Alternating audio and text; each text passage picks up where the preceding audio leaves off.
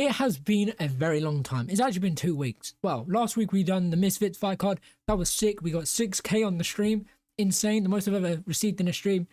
But let me very quickly take a moment to explain what happened. 2 weeks ago, I uploaded 2 videos. I had 3 videos in store ready to go, except I didn't get to upload one because a lot happened. What happened was my VR crashed my computer and it completely messed up everything, which meant I couldn't use my camera. I couldn't use anything. So it crashed it. I had to factory reset the computer, which is why the audio is a bit meh right now. We will get it fixed completely, but I think we've done some better improvements tonight. Next thing was Saturday. I had a haircut and all that. Get ready for this week. I know it's probably a bit short right now, but it is what it is. It is what it is. We're nice and short, ready to get back to boxing and ready to get on with some videos. Let's start with UFC 310. Alexandre Pantoja versus Choi Asakura. Let's get right into it, but before we do, make sure you like, comment, subscribe, share, and follow. Hit the bell icon to get notified whenever I upload. Let's go. It is so weird to say all those words again. It's been so long. I need to fix up some camera stuff and all this. We're going to get green screen and stuff for the background. 6 months ago, anyone who's here from 6 months ago, you should remember this background. But we are not here to talk about that. We're here to talk about Nate Landwehr versus Dooho Choi. Dooho Choi is 15-4-1. His country is South Korea. He stands at 5 foot 10 inches tall. He weighed at 158 pounds, 70 in his last win, has a reach of 70 inches and a leg reach of 39 inches, while Nate Landwehr is 18-5-0. His country is United States. He stands at 5 foot 9 inches tall. He weighed at 159 pounds on the dot in his last win, has a reach of 72 inches and a leg reach of 39 inches. Landwehr has the longer reach. He also has a little bit of a shorter height. So Dooho Choi has a height advantage by 1 inch and a leg reach of 39 inches for both fighters. They're going to roughly weigh around the featherweight limit for this fight. Nate Landwehr also has 1 extra loss, one less draw because he has no draws, but he does have 3 more wins over Dooho Choi. But I believe from what I've seen, he looks very good. I haven't actually seen much from Nate Landwehr, if anything. But I'm probably forgetting something. But I do remember Dooho Choi and Dooho Choi is quite dominant. I think this could be a tough fight for Nate Landwehr. But he has a 2-inch reach advantage, which I want him to try and use in this fight. Use it to his advantage and try and, I want to see him apply pressure, but I don't want to see him apply too much pressure where he gets himself into range and is unable to get himself out of range and get himself caught.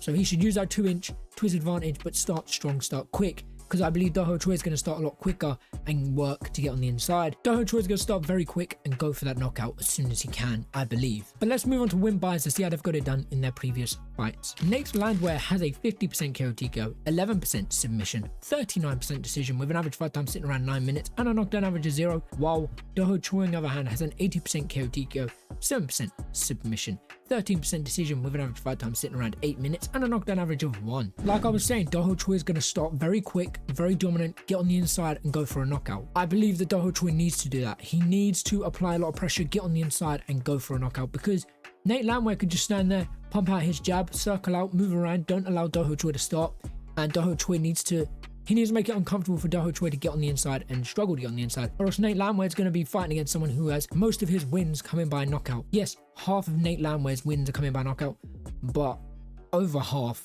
is Dooho Choi's. So I think Nate Landwehr needs to be very careful and try and use his jab, use his long reach to his advantage, and if he can, try and get it taken down if Dooho Choi gets in close enough. But I think Dooho Choi should kind of have like a Mike Tyson thing where he gets on the inside very quick, very fast, and just works Nate Landwehr. But let's move on to significant strikes to see how they go down on the feet in their previous fights. With Dooho Choi having an average of 4 punches landed per minute, 53% significant strikes, an average of 4 punches absorbed per minute with a defense of 55%, while Nate Landwehr on the other hand had an average of 6 punches landed per minute, 46% significant strikes, an average of 6 punches absorbed per minute as well, with a defense of 55% as well. Basing off of these stats, they both have the same defense, although Nate Landwehr him and his opponent had a fairly even battle. They were, I don't want to say swinging, but they were both fighting. I can't think of the word right now. It's not in my head. Also, I've just realized I'm so bright. I'll stop the camera. Sorry. We'll fix it a lot. Significant strikes percentage goes into Nate Landwehr's favor.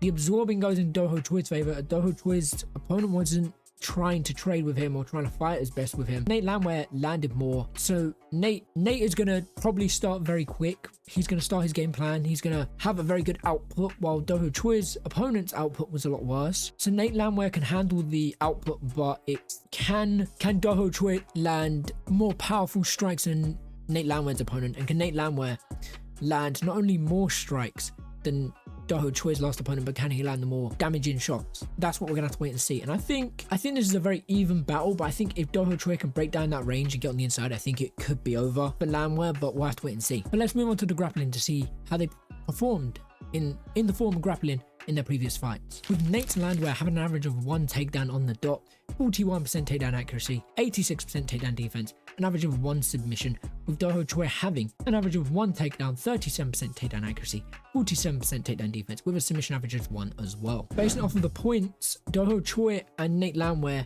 in their previous fights have their takedown is the exact same as a submission. So as soon as they got a takedown, they go for a submission. Or not as soon as, but they got a takedown and eventually they went for a submission during that takedown. Nate Landwehr had the better takedown defense and the better takedown accuracy. I think Nate Landwehr should still keep it on the feet and keep it at range, but if Dooho Choi somehow gets through that range, gets on the inside, I think Nate Landwehr's best game plan is to get it down. That's what Nate Landwehr, in my opinion, game plan should be. Keep it on the feet, keep it nice and long. If he gets on the inside, get it down. Dooho Choi's last opponent had poor takedown defense. Dooho Choi's last opponent was better at takedowns than Dooho Choi was, and Nate Landwehr's opponent was worse than Landwehr's takedown defense. So I think Dooho Choi should start very quick and dominant, and when he gets in range, he needs to finish his combination, get out of range, and then work around Landwehr, get back on the inside, and always get Landwehr thinking, feint the takedowns, feint strikes, and get on the inside, work in bit, get out of range, and move around. Don't just stay stationary, because if Landwehr can just stand there and pop out their jab and the backhand, he could win on points by keeping you at a range, and then if you come in range, he can just wait and get you taken down. I think Landwehr should try and use his range, but I think he should also be, not a counter puncher, but he should also wait for Dooho Choi to get on the inside and then make him make a mistake and get him down. But that's just my thoughts and my opinions. What do you guys think? Who do you think wins? How do you think they win? Apart from that, I'll catch you in a bit. Sorry if this is not a good video. I'm sorry if this week is a bit off, but we are doing the best we can with the assets that we have. But I'll catch you in a bit. Take care and peace.